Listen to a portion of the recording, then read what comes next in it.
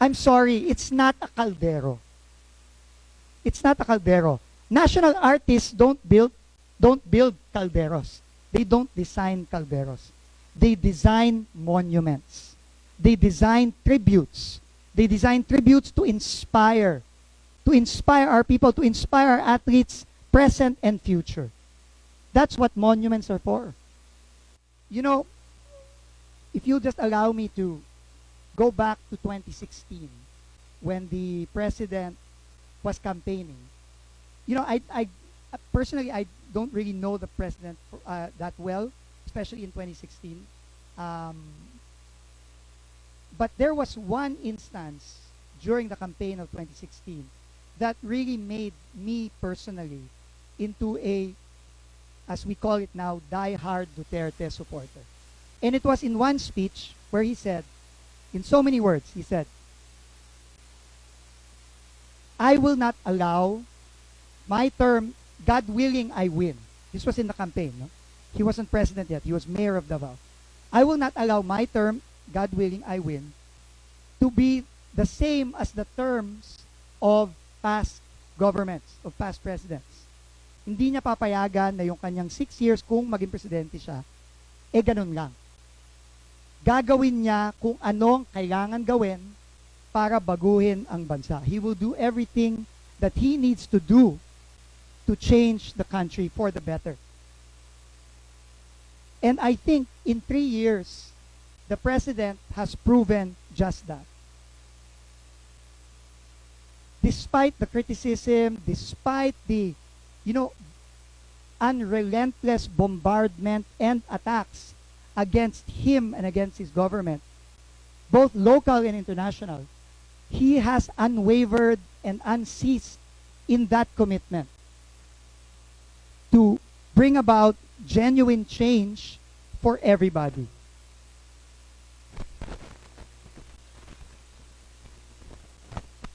And to us in the team of the president, this is what gives us strength. This is what allows us to shut off from all the noise that we hear in the media, from all the criticism, and just focus on our jobs. And I think New Clark City Phase 1, especially these facilities for our athletes, built in 18 months. 1/8 po, 18 months. Shows the President's resolve for change.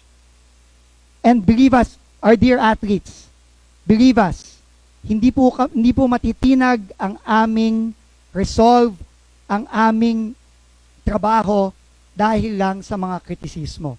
And this is only the beginning. This is only the beginning. Umpisa pa lang po ito.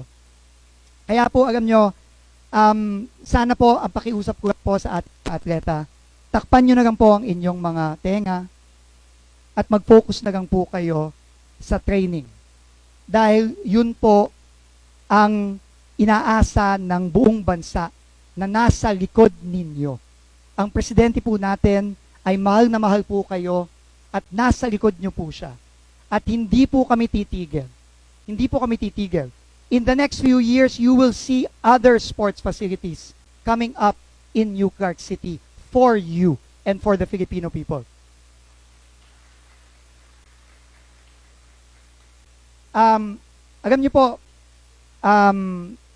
napag-usapan po natin ang sports facilities, no? Sino po yung mga athletics natin dito? Ito po, alam niyo po, and to our friends in the media, our athletics team has been living in New Clark City since the beginning of September. They have lived here, even when some facilities were not yet finished. They wanted to live here. Why? Because do you know where they were training prior to this first-rate world-class facility? They were training in a school in Lingayen, Pangasinan, which the track was already, it was pudpud. Upod na po yung track. And some of the athletes approached us and said, Sir, pwede na ba naming gamitin yung track? Kasi baka po kami ma-injure. Kasi po, ang tigas-tigas na po ng track. Halos semento na. Doon po nagte-training ang ating athletics team prior to September.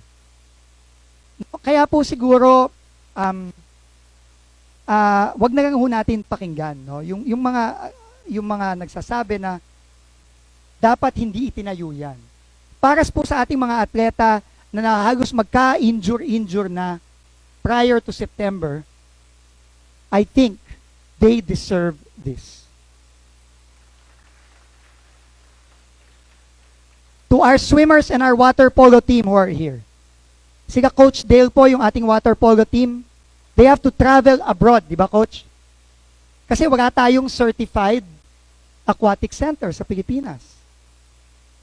Our top pole vaulter, our first qualifier for the Tokyo Olympics, EJ Obiena, has to train in Italy to get Olympic qualification, which he did. He was our first Olympic qualifier. Why does he have to train in Italy? It's simple. Because we don't have the facilities here in the country for him to. You think our athletes want to go abroad and train there? No, of course not. They want to train here. No, but we don't have the facilities. Unfortunately, decades of neglect po. But now, under the leadership of our president, we finally have them.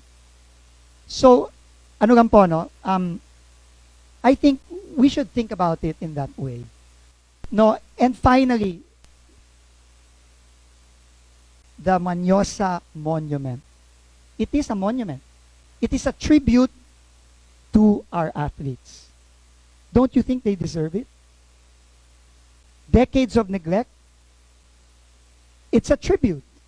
It's a tribute to them. You go all over the world. They tribute their tributes to soldiers.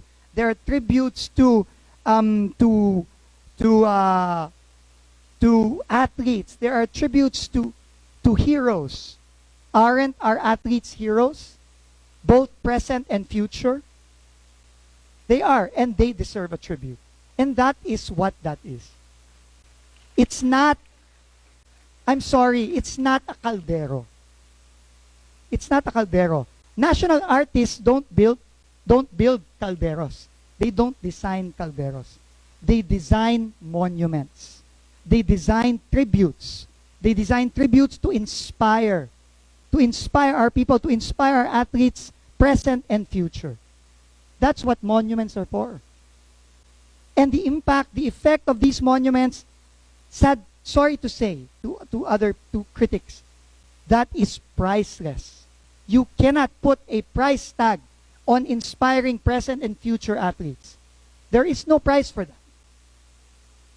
We can argue about how much it costs, how much the 300-meter underground gas cable costs in order to ensure that it's safe.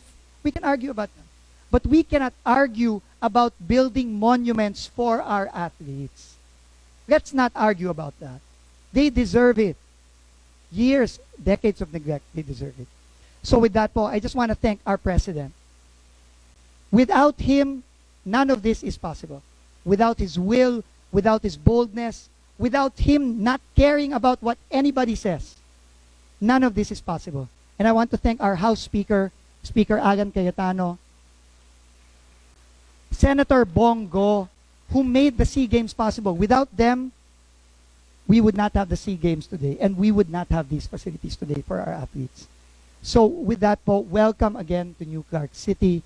Welcome to the Athletic Stadium. And again, thank you to our athletes. We love you. Thank you so much for everything.